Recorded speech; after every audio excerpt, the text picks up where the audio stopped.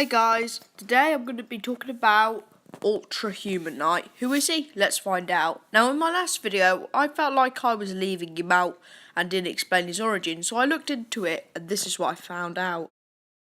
So basically, Ultra Humanite dates back to 1939 in the Action comic. Ultra Humanite has been trapped in the Phantom Zone for eons, long enough to have forgotten his name and how and why he was imprisoned there.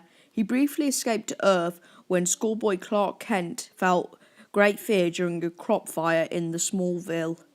However, Clark's emotional strength was too intense and the psychic parasite retreated into the timeless dungeon dimension.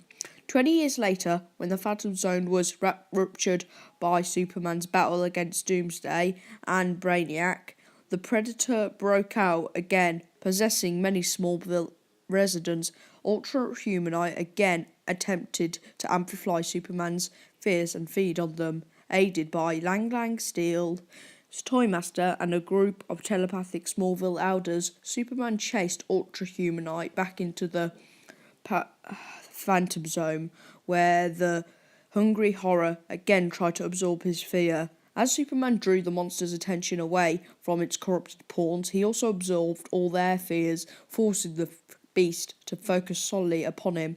Just as in their first encounter, Superman's raw emotions were too much and Ultra Humanite explosively released all his victims and retreated to the most remote regions of the Phantom Zone. But my theory is that Ultra Humanite is some sort of brain parasite that catches on to any creature it can and has taken many forms in his time, like a T-Rex, a actress, and a giant insect.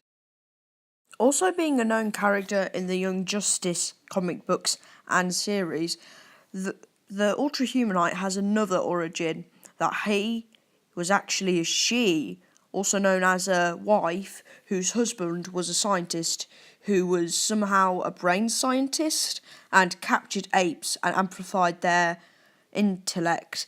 By doing this, they could have brain transplants to make them live longer, as that's what she did with a rare albino ape. And her husband, for some reason, decided to be a brain robot being carried around with Monsieur Mallah. But I don't know why they aren't together anymore, even though they did have brain transplants together. That's all that for this video, guys. I'll see you soon.